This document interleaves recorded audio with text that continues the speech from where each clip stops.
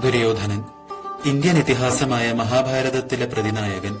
ധൃതരാഷ്ട്രരുടെയും ഗാന്ധാരിയുടെയും 100 പുത്രന്മാരായ കൗരവരിൽ മൂത്തവൻ.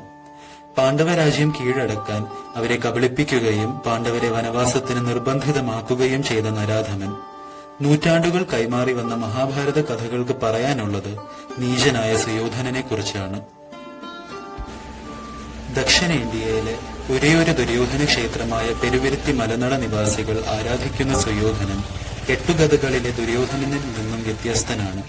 മലഞ്ചെരുവിലെ നെൽപ്പാടങ്ങൾക്ക് ഇടയിലൂടെ ദുര്യോധനൻ എന്ന സങ്കല്പമൂർത്തിയെ തേടിയെത്തുന്നവർ അപ്പുപ്പൻ എന്നാണ് മൂർത്തിയെ അഭിസംബോധന ചെയ്യുന്നത്.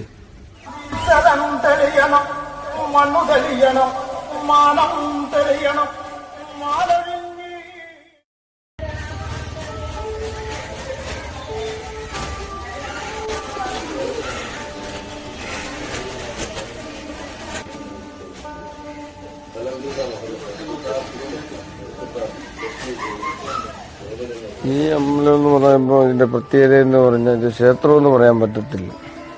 ക്ഷേത്രം എന്ന് വേണമെങ്കിൽ ഇതിന് ഗോപുരം വേണം, ചുറ്റുമതിൽ വേണം, നാലമ്പലം വേണം, അങ്ങനെയൊക്കെയുള്ള കാര്യങ്ങളുണ്ട്.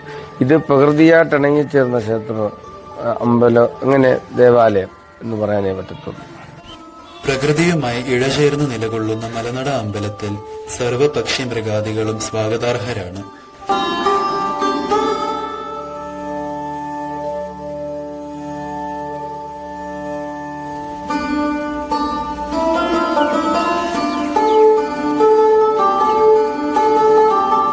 അപ്പൂപ്പ എന്നുള്ള സങ്കല്പം എന്ന് പറയുമ്പോൾ ഈ കൊട്ടാരം ഇതിന്റെ താഴെപ്പുറത്തുണ്ട്. കൊട്ടാരം, ഇതിന്റെ മെയിൻ കൊട്ടാരമുണ്ട്, കടത്താശ്ശേരി കൊട്ടാരം എന്ന് പറയും. അവിടെ വന്നാണ് അപ്പൂപ്പൻ കുടിയിരുന്നത്. അവിടെ നിന്ന് ദാഹജലം ചോദിച്ചപ്പോൾ അവിടെ ഒരു സ്ത്രീ പണ്ട് കൊടുത്തതാണ്. ഈ താഴ്ന്ന ജാതിയിൽപ്പെട്ട ഒരു സ്ത്രീയാണ് ദാഹജലം കൊടുത്തപ്പോൾ അത് കൊടുത്തിട്ട് തിരിഞ്ഞ് അവർ കയറിപ്പോയപ്പോൾ താലി കണ്ടു, പുറത്താലി. അന്നേരം തൊട്ട് തീണ്ടിപ്പോയി. അങ്ങനെ അവിടുന്ന് പിന്നെ തിരിച്ചു വരാനൊക്കത്തില്ല, തൊട്ട് തീണ്ടിപ്പോയുണ്ട്. അതുകൊണ്ട് പിന്നെ അവിടെ കുടിയിരുന്നു. അങ്ങനെയാണ് ഈ ക്ഷേത്രത്തിന്റെ ഐതിഹ്യം എന്ന് പറയുന്നത്.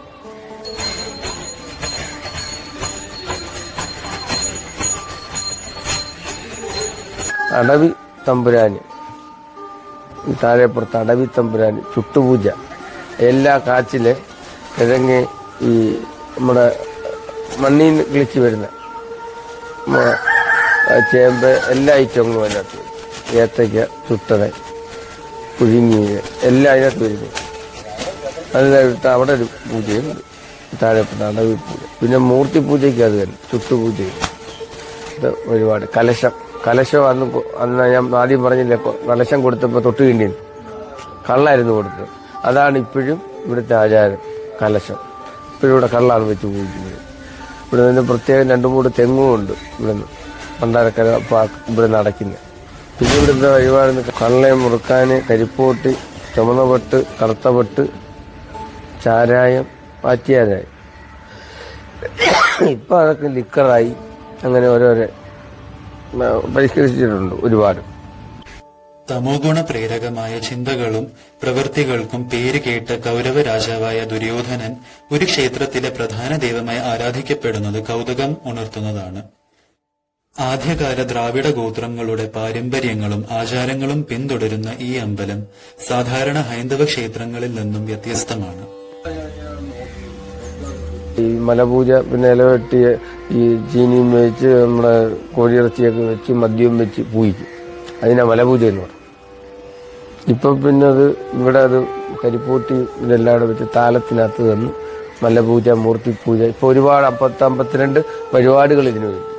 ഇവിടെ അപ്പൂപ്പാന്ന് നമ്മൾ വിളിക്കുകയും ചെയ്യും. ദുര്യോധന ക്ഷേത്രവും വെളിയിലോട്ടെല്ലാം അറിയപ്പെടുന്ന ദുര്യോധന ക്ഷേത്രം. രണ്ടും നമ്മൾ എങ്ങനെ വിളിക്കുന്നു അതിനകത്ത് ആ ദേവനാണ്. എങ്ങനെ അപ്പൂപ്പാന്ന് വിളിക്കുന്നു, പിന്നെ അല്ലെങ്കിൽ ദുര്യോധന വിളിച്ച്, അല്ലെങ്കിൽ എങ്ങനെ നമ്മളത് കാണുന്നു, നാം എന്നെ എങ്ങനെ കാണുന്നു അതേ രീതി ഞാൻ കാണുന്നു.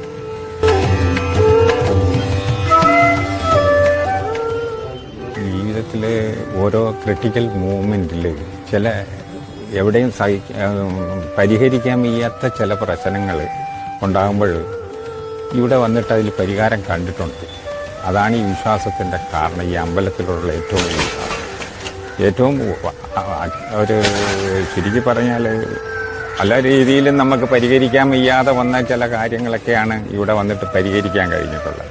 അതുകൊണ്ടാണ് ഈ അമ്പലത്തിലെ ഏറ്റവും വലിയ വിശ്വാസം നമുക്ക് ഉണ്ടാകാൻ കാരണം. ഇത് പണ്ട് ഹരിജൻസിന് വേണ്ടിയുള്ളൊരു അമ്പലമായിരുന്നു. ഈ ദുര്യോധനൻ്റെ ഒരമ്പലമാണിത്. അന്നിവിടെ എന്തൊരു പ്രായമുള്ളൊരു മുത്തപ്പൻ എന്ന് പറഞ്ഞ ഒരാളുണ്ടായിരുന്നു. അന്നേരം അവരെ വന്നിട്ട് ഈ ജ്യോതിഷവും അതും ഇതുമൊക്കെ പറഞ്ഞ് അവരെ വന്ന് കാണാനും ഒക്കെ ആൾക്കാർ വരുമായിരുന്നു. നമ്മുടെ അടുത്തു നിന്നൊക്കെ ഈ ചില ആൾക്കാർ വന്നു കഴിഞ്ഞാൽ നേരെ ഈ പ്രായമുള്ള പഴയ മുത്തപ്പൻ അപ്പൂപ്പൻ അയാളെ വിളിക്കുന്നത്. അയാളുമായിട്ട് വന്ന് കാണുക. അയാൾ ചില ജ്യോതിഷപ്രകാരം ചില കാര്യങ്ങളൊക്കെ പറയുമായിരുന്നു. വിശ്വാസമാണല്ലോ ഏറ്റവും വലിയ ജീവിതത്തിൻ്റെ അടിത്തറയെ വിശ്വാസമാണ്. അത് തന്നെയാണ് ഇവിടെ വരാനുള്ള കാരണവും. കൗരവ വംശത്തിന്റെ തകർച്ചയ്ക്ക് കാരണക്കാരനായി കരുതപ്പെടുന്ന ശകുനിയാണ് പവിത്രേശ്വരം മലദേവ ക്ഷേത്രത്തിലെ ആരാധനാമൂർത്തി. കൗരവ ക്ഷേത്രങ്ങളിലെ ഏറ്റവും വലിയ മലനടയാണിത്. കൗരവം എന്ന് പറയുമ്പോൾ 101 പേര്. 101 പേരെയും അമ്മാവനാ ശകുനിദേവ ക്ഷേത്രമാണ്. ഇത് ഭാരതത്തിലെ ഏക ക്ഷേത്രമേ ഉള്ളൂ ശകുനിക്ക് മാത്രം. ആചാരങ്ങളെന്ന് പറയുമ്പോൾ അപ്പൂപ്പനെ മദ്യം കോഴിയും മുറുക്കാൻ ഇതൊക്കെ വെച്ച് പൂജ ആണ്. സാധാരണ ബ്രാഹ്മണ പൂജയെ പോലല്ല. ബ്രാഹ്മണരുടെ പൂജ ഇതിനകത്തില്ല. പൂജ ചെയ്യുന്നത് മൊത്തം ഞങ്ങൾ തന്നെയാണ്.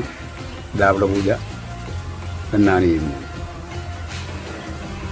ഇപ്പോഴത്തെ സാഹചര്യത്തിലാണ് ഈ ക്ഷേത്രത്തിന് ഇങ്ങനെ പുരോഗതിയൊക്കെ വന്നിരിക്കുന്നത്. ഇതങ്ങനല്ല. ഈ ക്ഷേത്രത്തിൻ്റെ ആദിമരൂപവും കാര്യങ്ങളും ഒക്കെ ഇതിനകത്തായിരിക്കും. ഇന്നത്തെ ഇതിനകത്താണ് അതിനകത്താണ് അതൊരു കല്ലാണ്. അതാണ് അതിൽ നിന്നാണ് രൂപാന്തരപ്പെടുന്നത്. ഇപ്പോഴത്തെ മനുഷ്യൻ്റെ ഇഷ്ടപ്രകാരം ഇതിനെ രൂപസാദൃശ്യം ചെയ്ത് ഫ്ലോറൊക്കെ കഴിഞ്ഞ് ഉയർത്തിയെടുത്തിട്ടുണ്ട്. മലനാട 101 മലനാടയുണ്ട്. ഇതിനോട് കൂടുമ്പോൾ 102. കൗരവർ 101 വരാം. അവരുടെ ഏറ്റവും വലിയ ആളാണ് കൗരവർ 101 വരെ ഏറ്റവും വലിയ ആളാണ് ദുര്യോധനൻ. ദുര്യോധനൻ ഇരിക്കുന്നത് പോരുവഴിയാണ്. അദ്ദേഹം രാജാവാണ്. പക്ഷെ ഇത് അമ്മാവനാണ്. ഏറ്റവും വലിയ മലനാട് എന്ന് പറയുമ്പം അവിടെ പോയിട്ടുണ്ടോ? അവിടെ കൊട്ടാരം പോലെ ഇരിക്കുന്നു, രാജകൊട്ടാരം പോലെ. ഇവിടെ അതല്ല, അമ്മാവനാണ്. സ്ഥലം തന്നെ പൗത്ത സ്ഥലമാണ്. ശരം പൗത്ത സ്ഥലമെന്നാണ് ഐതിഹ്യം. ഒരിക്കൽ ശരം പൗത്ത് കൊടുത്തെന്നാണ്. ശരം പൗത്ത് പിരിഞ്ഞതാണ്. പൗത്ത് ശരം എന്നാണ് ഐതിഹ്യവും പറയുന്നത്. തുള്ളിയായിട്ടുണ്ടോ എന്ന് പറഞ്ഞാൽ കൗരവരുടെ മൊത്തവും പിന്നെ തേരാളി എന്ന് പറയുമ്പം ആരാ? ശൗന്യ. പക്ഷെ പാണ്ഡവർക്ക് തിരിച്ച് ശ്രീകൃഷ്ണനാണ്.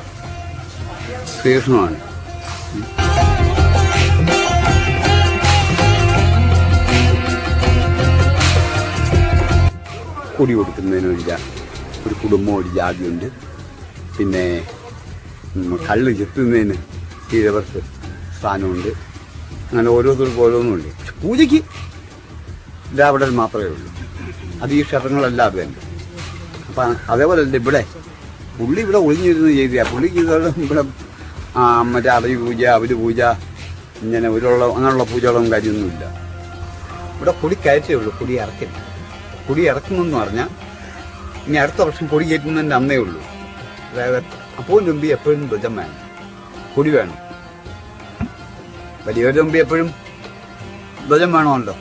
പുള്ളി അമ്മാവനാ, പുള്ളിയെ എമ്പി എപ്പോഴും കൊടി വേണം. പക്ഷേ ദുര്യോധന തുമ്പി അതല്ല, കൊടി കയറ്റുമുണ്ട്, കൊടി ഇറക്കുമുണ്ട്. ഇവിടെ കൊടി കയറ്റേ ഉള്ളൂ, കൊടി ഇറക്കില്ല. ഇതാണ് കൊടി കയറ്റുന്നത്, 2 കൊടി. ആ കൊടി ഇനി അടുത്ത വർഷം കൊടിയേറ്റിൻ്റെ അന്ന് രാവിലെ ഇവനെ ഇറക്കുള്ളൂ. അന്നേരം ഇത് ഭക്തജനങ്ങളുടെ ഇഷ്ടപ്രകാരം നേർച്ചയാണ് ഈ കൊടികളൊക്കെ. അതും അന്ന് രാവിലെ ഇറക്കുകയും എന്ന് പറയുമ്പം പാരകളിയാണ് പ്രധാനം. പിന്നെ മലക്കുട എടുപ്പ് ഇതൊക്കെയാണ്. പാരകളി എന്ന് വെച്ചാൽ പിന്നെ ഒരു കളിയുണ്ട്. അത് ഏറ്റവും വലിയ പ്രധാനം. അത് പകലാണ്. ഈ കുട എല്ലാ കരകളിലും ഈ കുട വിരിച്ച് കയറി വരുമ്പോൾ ഒരാഴ്ച കയറി ദീപാരാധന.